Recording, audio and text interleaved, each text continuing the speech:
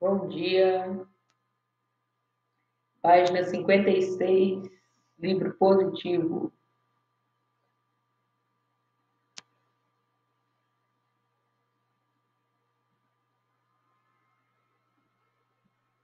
Aguardando os colegas solicitarem entrada em sala para darmos início à nossa aula.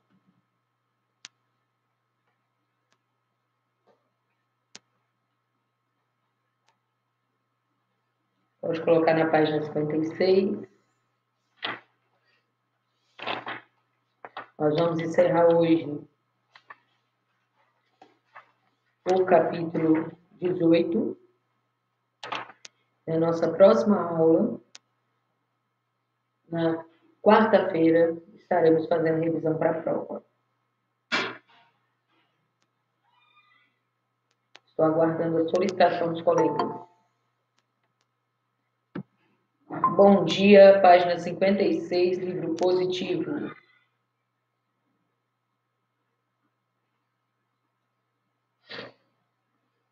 Coloquem na página 56 para encerrarmos o capítulo 18. Estaremos encerrando hoje.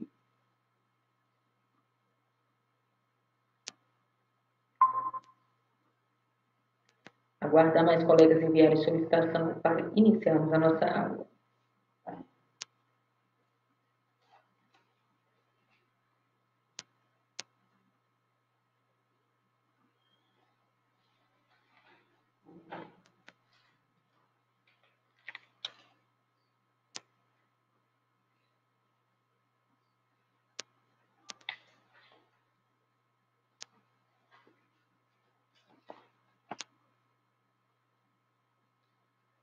Esperar mais uns minutinhos, caso os colegas não entrem, vamos iniciar a aula com os alunos que estão em sala, ok?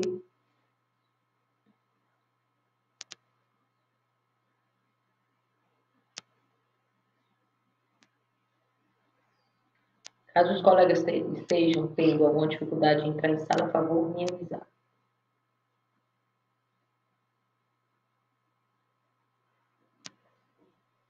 Avisa no grupo também que a aula já começou. Estou aguardando os colegas entrarem.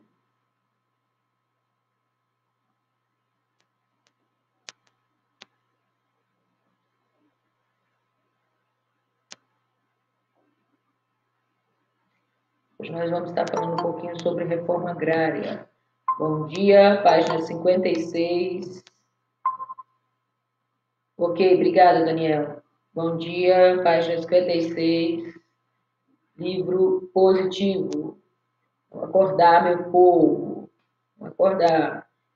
Nós vamos hoje estar encerrando o capítulo 18, fazendo algumas atividades desse capítulo.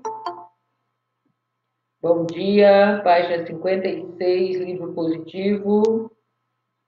Bora acordar esse povo aí nesse grupo. Bom dia, bom dia. Acorda, meu povo, bom dia. Página 56, livro positivo. Vamos encerrar esse capítulo. Bom dia, Nicole. Encerrar o capítulo aí, meu povo. E o livro, né? Nós vamos encerrar o capítulo e o livro. Bom dia, página 56, livro positivo. Guardar mais uns minutinhos, os colegas entrarem para a gente encerrar esse capítulo.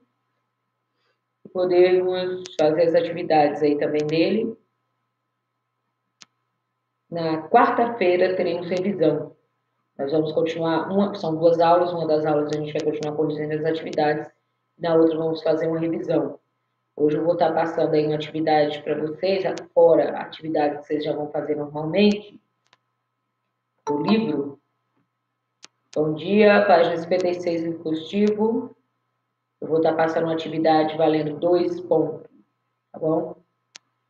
Outro recado para vocês, quando os colegas entram em sala, eu não sei se eu cheguei a falar com vocês isso na nossa última aula, mas enfim, eu acho que não, vou falar hoje. Eu reabri aí a oportunidade de estar me enviando as atividades do capítulo 16 e 17 do livro. as atividades do livro e caderno de atividades. Então, tem até quarta-feira para estar enviando para o meu e-mail essas atividades. Lembrando que essas atividades vão valer de 5 a 6 pontos no A3. Nem todos os professores cobraram, eu acho que quase ninguém, só eu cobrei. Tá? Então, vocês têm aí, bom dia a todos que estão entrando, página 56, livro positivo. Eu estava falando com os colegas de vocês que já tinham entrado em aula, que eu estou recebendo, bom dia Isabela, eu estou recebendo até quarta-feira as atividades, tanto do livro quanto do caderno positivo. Ok, Júlia, manda as fotos do caderno, tá bom? Sim, pode mandar.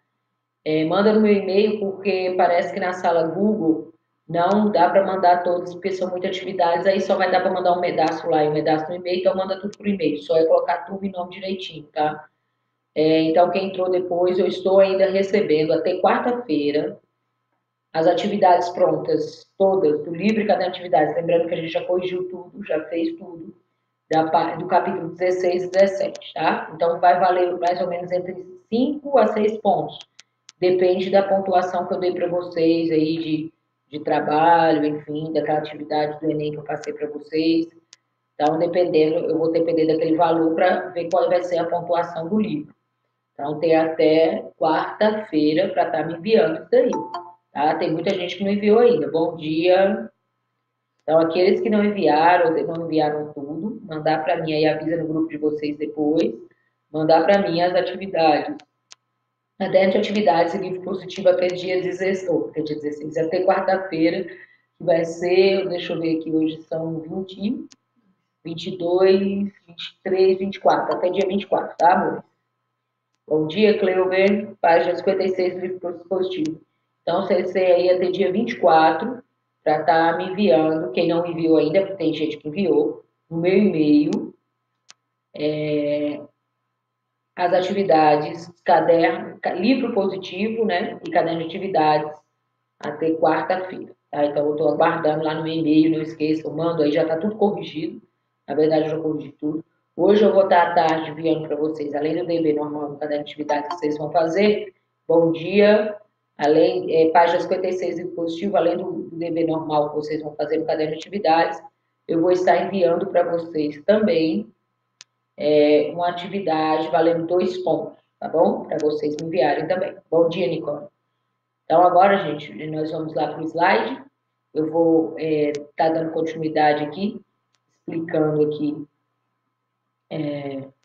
o restante do capítulo, tá? Para finalizar, e a gente vai fazer atividades de sala. Então, só lembrando quem entrou depois, vocês têm até quarta-feira que ele me mandou ainda. Eu reabri o prazo, porque o prazo já tinha sido vencido, tá bom? Então, eu reabri aí o prazo até quarta-feira para que vocês possam estar me enviando, porque ele mandou, porque teve gente que mandou, tá me enviando as atividades, livro e caderno de atividades, ok? Então, vamos lá. Caso algum aluno solicite a entrada em sala, eu minimizo para aceitar, tá bom? Então, vamos falar um pouquinho do Estatuto da Terra e a Reforma Agrária. Então, primeiro, fatos importantes do século XX relacionado aí à terra, né? O início da República, graves conflitos motivados principalmente por questões agrárias relativas ao difícil acesso à terra, né? Então, aí, a gente viu que a terra é herança da oligarquia, ou seja, pessoas que tinham dinheiro, ou seja, poucas pessoas, essas poucas pessoas que tinham dinheiro, que tinham aí o direito a essas terras, né? Então, essas partilhas acabam aí gerando situações de graves conflitos e aí, com isso, perspectiva na mudança da estrutura fundiária brasileira, tá bom? Aí, principalmente, aí falando na questão do sertão baiano, que está falando aí no livro de vocês, no sul do Paraná, centro-oeste catarinense. Também tem a questão do cangaço, que a gente chegou a falar, eu falei com vocês daí também, na região do Nordeste. E aí tem aí a raiz da distribuição da terra. Então, com isso, acaba chegando aí ao chamado Estatuto da Terra, em 1964. Então, define módulo rural, a área ocupada por uma família constituída de 4 pessoas adultas, que lhes proporcionem vida digna. Né? Isso aí seria chamados módulo rural aí na época do comandante, o presidente aí do comando do presidente Castelo Branco, né, que editou esse estatuto aí em 1964. E Constituição de 1988, aí veio a Constituição, né, a gente saiu dos governos militares, faz essa Constituição brasileira. Nessa Constituição garante a desapropriação de terras improdutivas para interesse social. O que são essas terras improdutivas? Aquelas terras que são utilizadas apenas para especulação imobiliária, tá bom? Essas terras que são utilizadas apenas para especulação imobiliária. Gente, eu vou minimizar e vou voltar para a sala, só porque até agora não fez nenhum barulho aqui, mas vai que alguém quer solicitar e não está conseguindo a entrada. Bem, até agora ninguém, então a gente vai voltar para a apresentação de novo. Deixa eu ver se alguém falou alguma coisa, só bom dia mesmo. Ok.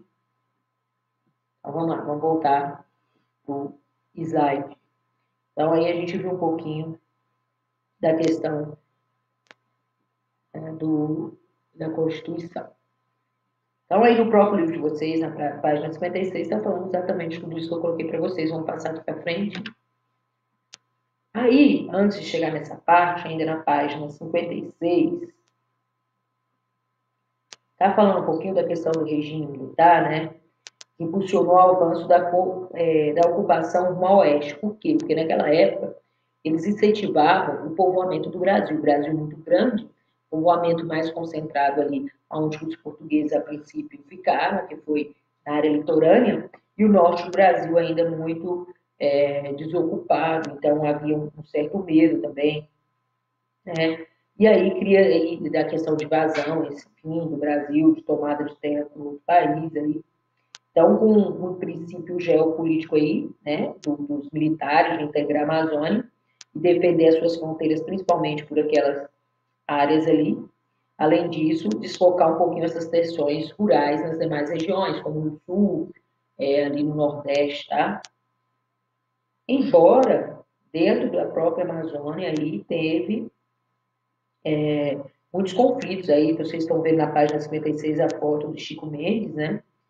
Que defendeu muito a floresta e as suas populações, mas que acabou o quê? Sendo assassinado, tá? Exatamente por esse interesse aí em ocupação de terra ali naquela área da Amazônia. Agora, a gente vai falar um pouquinho dessa classificação de imóveis rurais com base aí na sua dimensão. Então, na página 57 do livro de vocês, fala um pouquinho. Primeiro fala aí da questão da organização política de camponeses sem terras por meio de movimentos sociais, então a partir de 1980, né? E isso acaba resultando aí nessa questão, aquela colocação que eu coloquei na Constituição de 1988, né? Prevendo a desapropriação de terras para aquelas terras aí que não tem nenhuma utilidade, a não ser especulação. Além disso, a reforma agrária regulamentada por lei federal, que vai consistir aí no conjunto de medidas que visam promover melhor distribuição de terras mediante modificação do regime de posse e uso, a fim de atender aos princípios de justiça social e aumento da produtividade, né? Então, a reforma agrária acaba se provando que é necessária. E aí, no entanto, de se tratar de uma questão polêmica, tem hoje muito polêmica essa questão da reforma agrária, porque eu vou ter diversos interesses aí sendo confrontados, né? E então, essa reforma agrária no Brasil acaba acontecendo de uma forma muito lenta. Até hoje, eu já cheguei a comentar em outras aulas isso com vocês, a reforma agrária não adianta eu pregar a questão da reforma agrária se eu não conseguir colocar em prática de formas eficientes. Por exemplo, não adianta eu ir lá, pegar o latifúndio produtivo, pagar o valor que o governo acha que deve pagar para a pessoa, que pertence àquela terra, mas não está utilizando, dividir em hectares e distribuir. Por quê? Porque muitas vezes isso acontece, ele distribui as pessoas que estão inscritas lá no programa de reforma agrária, mas não dá nenhuma assistência. Essas terras são muito longe, essa pessoa não tem dinheiro para plantar, para comprar sementes, nem para ter maquinário, etc. E acaba vendendo essa terra de novo. Por quê? Porque não tem condições nenhuma de desenvolver nada nessa terra. Então, é mais do que só distribuir terra, tem que ter todo um planejamento por trás. Então, quando a gente fala desse classificação de imóveis rurais, a gente vai voltar lá em 1993, na Lei 8.629, né? Que aí foi sancionada pelo então presidente Itamar Franco. Essa lei ela vai definir aí a classificação das propriedades rurais de acordo com a sua dimensão, tá bom? Baseando-se no módulo fiscal, conceito relacionado ao módulo rural médio do município. E aí, entre esse daí, eu coloquei para vocês. Dessa forma, os imóveis rurais passaram a ser classificados no seguinte módulo: minifúndio, imóvel rural menor que o módulo fiscal, estipulado para o respectivo município. Pequena propriedade, imóvel rural com área de 1 e 4 módulos fiscais. Média propriedade, imóvel rural com áreas entre 4 e 15 módulos fiscais. Grande propriedade, imóvel rural com área acima de 15 módulos fiscais. Então, assim, eles acabaram definindo cada um desses daí. Vamos passar que tem mais. Ué, eu repeti? Tá, eu não coloquei aí, deixa eu ver aqui. De acordo com o Estatuto da Terra, classificou os imóveis rurais. Vou agora minimizar, só para a gente... Bom dia, página 57, livro positivo. Então, gente, eu não coloquei esse pedacinho, então vou estar acrescentando aí na página 57. Aliás, eu acho que eu falei do minifúndio, sim, né? Minifúndio eu falei, empresa rural que eu não falei, né? Empresa rural, propriedade com até 600 vezes o módulo definido para o município, explorando economicamente e racionalmente. E o latifúndio, propriedade com mais de 600 vezes o módulo definido para o município, independente da forma de utilização, tá bom? Só para acrescentar mais isso dois. Então, vamos lá, vamos olhar um pouquinho a parte aí da Constituição. Isso aí está na página 58 do livro, tá bom? Por quê? Porque tinha que se definir também essa parte da função social da terra. Então, lá na página 58, fala um pouquinho, que constitui áreas, ocupação ou acampamentos. Por quê? Porque também existe acampamentos, ocupação, a gente sabe do movimento dos trabalhadores sem terras aí, então constitui áreas ou propriedades particulares que foram ocupadas de modo irregular por movimentos sociais camponeses, alegando improdutividades ou não cumprimento na função social da terra, no intuito de reivindicar sua desapropriação para fins de reforma agrária. O que acontece? O MST, esse movimento que tem dos trabalhadores sem terra, eles andam pelo Brasil e eles observam locais que eles acreditam que não está sendo utilizado para o fim agrário, né? Não está tendo plantação, não está tendo criação de animais, são apenas áreas para especulação imobiliária. Então, eles acabam indo naquela terra, invadindo aquele local, ficando ali acampado até o governo ir lá verificar se realmente vai desapropriar aquela terra. Isso acaba provocando muitos conflitos. Tem alguns fazendeiros que alegam que esses membros, essas pessoas desse MST, muitas vezes invadem fazendas que existem, tem animais, enfim, tem plantação, e tem também, lógico, pessoas para defender, né? Muitas vezes contratam aí pessoas até armadas para defender aquela terra. Então, muitas vezes há conflitos aí diretos entre essas pessoas que fazem esses acampamentos, né? Então, aí, como está falando o próprio livro de vocês, concentram famílias, esses acampamentos de trabalhadores rurais que aguardam pela regularização, que pode ou não acontecer de acordo com a resolução da disputa jurídica. Então, o governo vai ver ali se realmente vai acontecer isso daí, dos lotes para desenvolver seus cultivos de terras, que a partir de então passa a ser próprios. Né? Então, aí tem todo um trâmite legal, não é simplesmente eles acampar e o governo então, vai ter toda uma análise, né? Então, de acordo com a Confederação Nacional dos Trabalhadores da Agricultura, CONTAG, foi constatado que em 2011 havia 200 mil famílias acampadas sob a coordenação dos movimentos sociais do campo. Então, muita família aí tentando uma terra, né? Uma terra que possa plantar, enfim.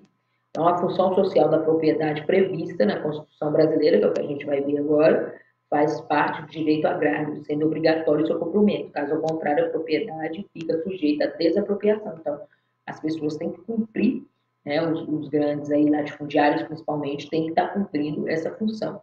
Tá? Senão, pode desapropriar. O que é desapropriar? O governo vai lá, entra na justiça, fala que aquela terra devoluta, enfim, não está sendo utilizada, e vai pagar o dinheiro que é essa juros pelaquela terra e vai pegar aquela terra para o Estado, para o governo. Depois vai redistribuir aí dentro, para fins aí dentro da reforma agrária, né? Ele vai pagar a indenização, como o próprio livro de vocês está falando, tá bom?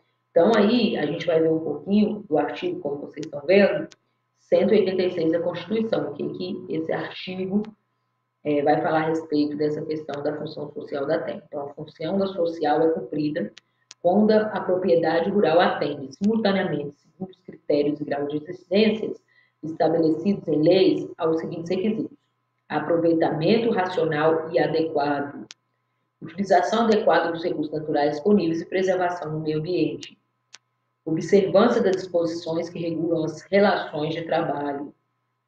É porque a gente já discutiu um pouco isso aqui, né, durante esses capítulos, sobre a questão do trabalho escravo, né? Muitas vezes, aí, lógico, de uma forma mais discreta, pode-se dizer assim, mas que acaba existindo. Exploração que favoreça o bem-estar dos proprietários dos trabalhadores. Então, tem que garantir isso aí. Então, tem que estar cumprindo aí, né, esses artigos aí, esse artigo 186, com seus incisos aí, 1, 2, 3 e 4. Tá bom? Se não estiver cumprindo, aí vai ter que ter uma análise jurídica e aí começa todo o trâmite da desapropriação da terra. Vou passar para frente. Então, produção agropecuária do Brasil, antes disso aí, no próprio livro da página 58, está falando um pouquinho também sobre os assentamentos, a gente falou ocupação, acampamentos, os assentamentos aí, que são áreas ocupadas, portanto, em sua maioria já passaram pela fase dos acampamentos, já virou assentamento, já foram assentados, que foram desapropriadas, divididas em lotes. Como eu falei para vocês, essas áreas, quando elas são desapropriadas, elas são divididas em lotes menores e distribuídas. Então, viram os assentamentos, né? E com lotes aí regularizados pelo próprio governo. Ali eles podem, como eu falei para vocês, construir suas moradias e desenvolver suas lavouras, mas é o que eu falei, então, essa reforma ela só se concretiza, né, quando a população assentada não apenas tem o direito de uso do proprietário, mas consegue aí sobreviver em condições de dignidade, gente, é o que eu falei. Muitas vezes essas famílias, elas não têm dinheiro, não tem nenhum tipo de assistência técnica também, né? E além disso, por exemplo, nesse local, geralmente quando se distribui, muita gente recebeu terra lá na Amazônia, de locais muito distantes, que não tinham nenhuma infraestrutura, ainda tem aí essa questão da estabilidade climática, lá chove muito, ou pode ter recebido lugar que é muito seco, enfim. E aí fica difícil para essas pessoas que não têm nenhum tipo de técnica, assistência técnica, que não tem nenhum tipo de dinheiro, enfim, disponível ali para estar melhorando, fazer realmente aquela terra produzir. Então, muitas vezes essas pessoas acabam vendendo essas terras ou mesmo abandonando, né? Então, a reforma agrária é um pouco mais complexa. Depois a gente vai fazer esse dever, tá? Do livro de vocês, tá? Depois eu volto para a sala para a gente fazer. Agora, na página 59, que eu estou reproduzindo aí para vocês, está falando aí, se a agricultura patronal está diretamente relacionada ao comércio nacional e internacional, ou seja, as produções mais lucrativas, parcela importante do trabalhador agrícola brasileiro é empregado pela agricultura familiar. A gente falou sobre isso. A agricultura familiar é aquela que vai principalmente absorver o nosso mercado interno, né? Que vai servir aí o nosso mercado interno. Então, quando eu falo aí, o primeiro grupo, né, nesse comércio nacional, abrange um pouco mais de 15% dos estabelecimentos rurais. A agricultura familiar compreende cerca de 85 estabelecimentos, com menor área, mas maior estabelecimento.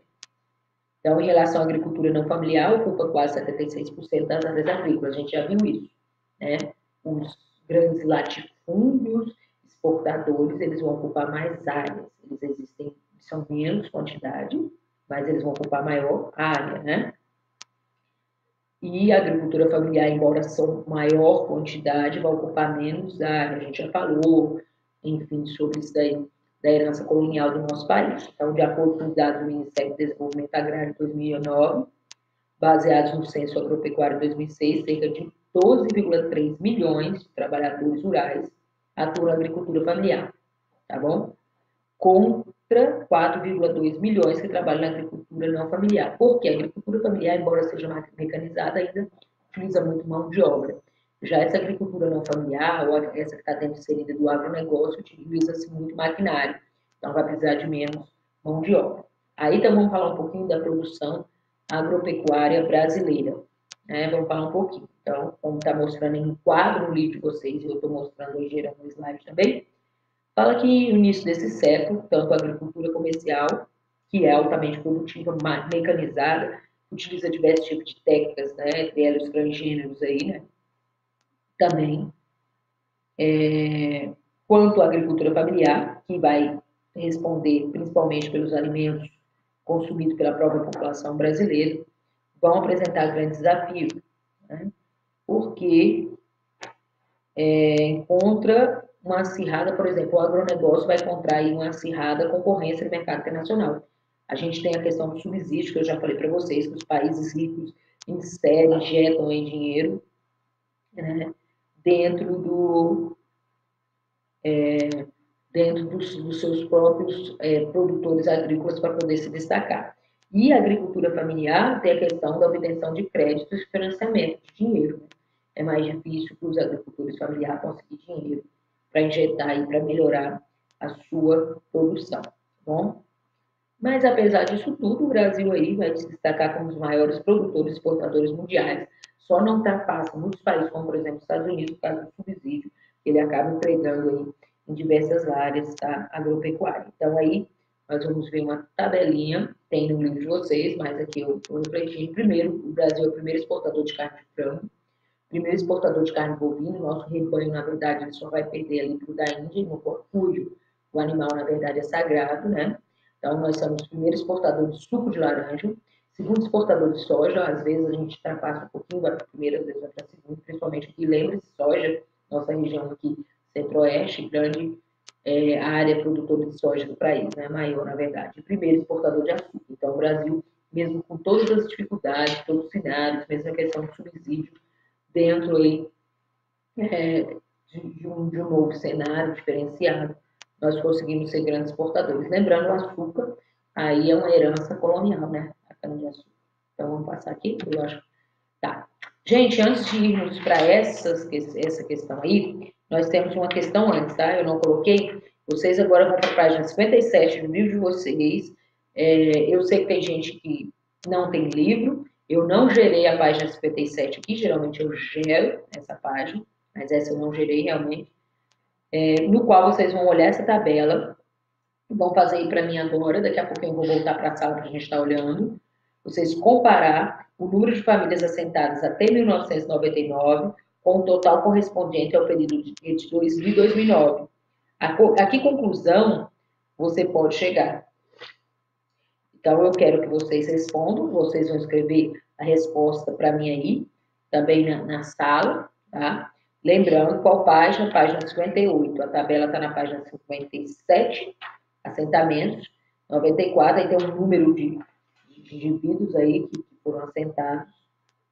Então, vocês vão colocar a resposta para mim. Eu estou voltando para a sala agora, para página 51. Então, quem responder aí, gere a resposta para mim, por favor. A questão 1 é essa, a 2 fala assim: o incremento do número de famílias de agricultores assentados significa que a reforma agrária está concretizada? Justifique a sua resposta. Tá? Vamos lá. Vamos dar uma olhada aí. Tentem responder essas duas aí para mim, por favor. Essas eu não estou gerando resposta aqui, eu vou simplesmente falar com vocês. A1, quem já for respondendo aí pode colocar, caso responda. E a 2 é um pouquinho mais longa.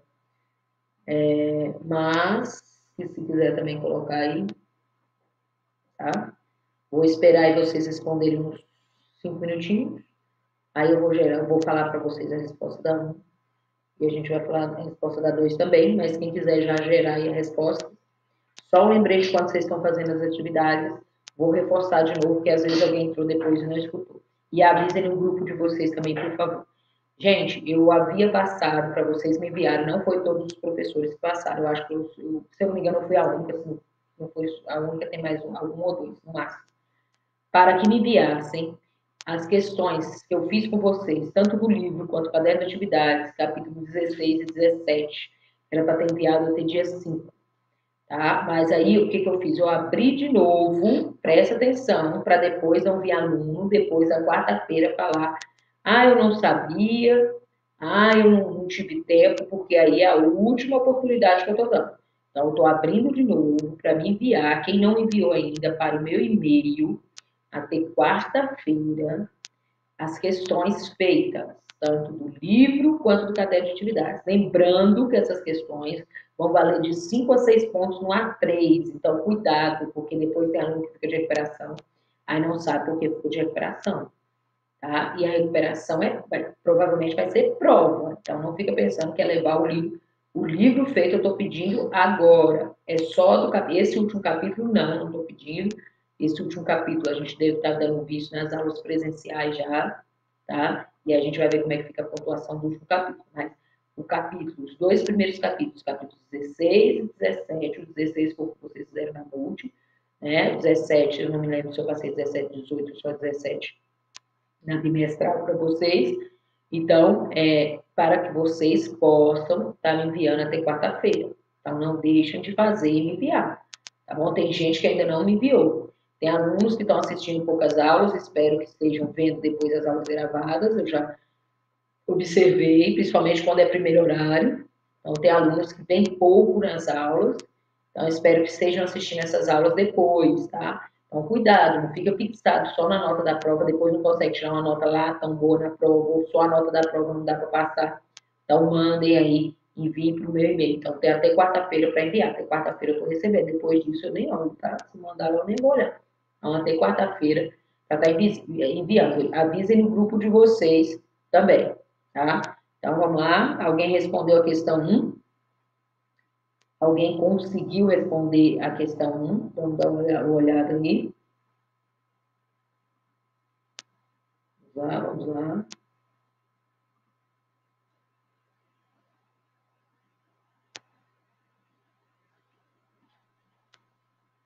Vamos ver, ninguém conseguiu? Nós temos 16 alunos em sala.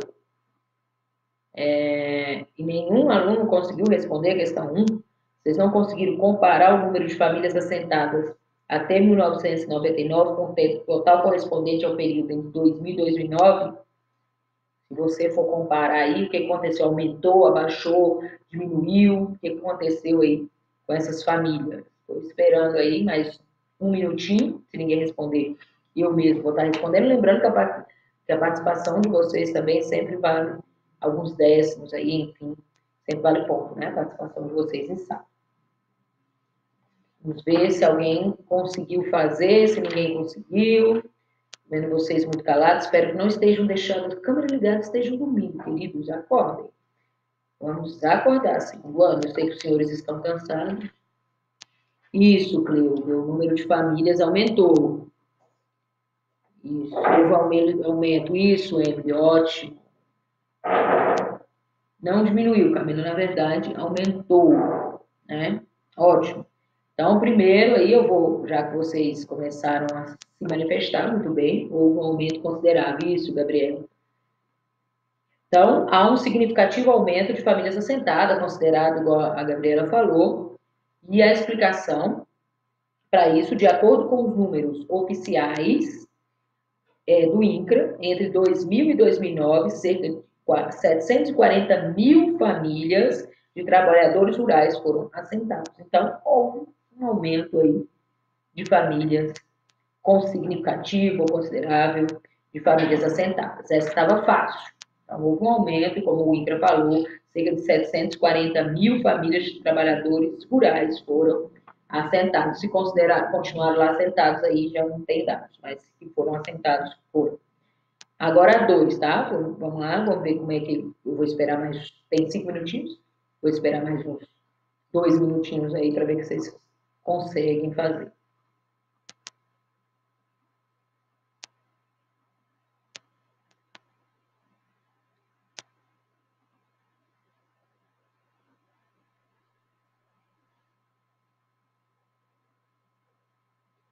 Para vocês responderem essa dois, vocês tem que ter algumas informações. Então, no texto aí, por exemplo, fala que em 2011 ainda havia 200 mil famílias acampadas.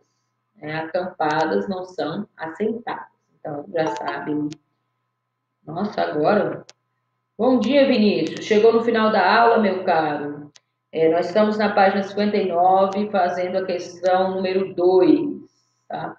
Tentar entrar mais cedo em sala, gente. Entrar no final da aula. Então, aí no texto mesmo, está falando lá da questão dos acampados. Está acampado, não está sentado, né? E se vocês forem olhar a informação da tabela aí, até 2013, a totalidade dessas famílias não tinham sido assentadas, não tinham totalizado esses 200 mil. E outra coisa também, eu já estou meio que respondendo essa, mas vocês vão colocando aí a pitada de vocês. A reforma agrária não é só assentar, né?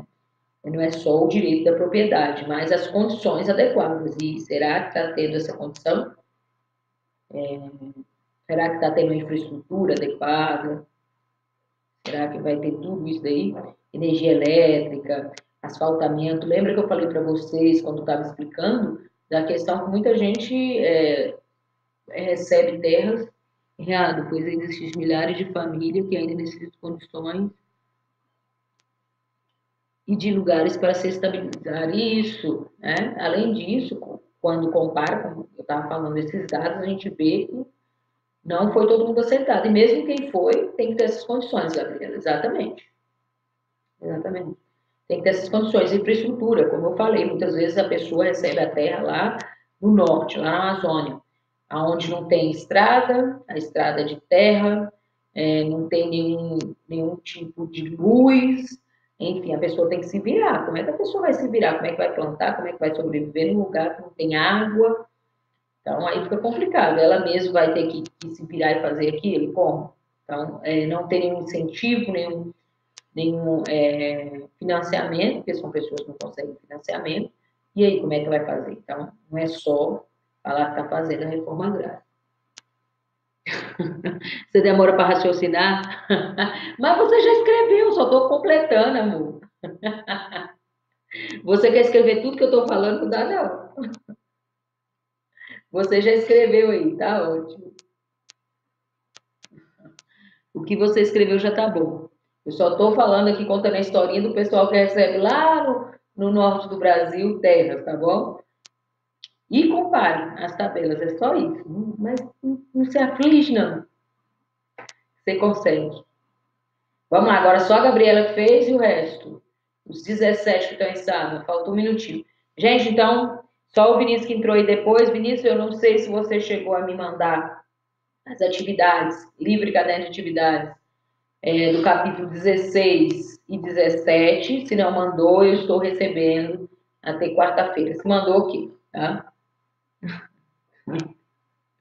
Ah, é porque eu cobrei a resposta. Ah, tá, entendi.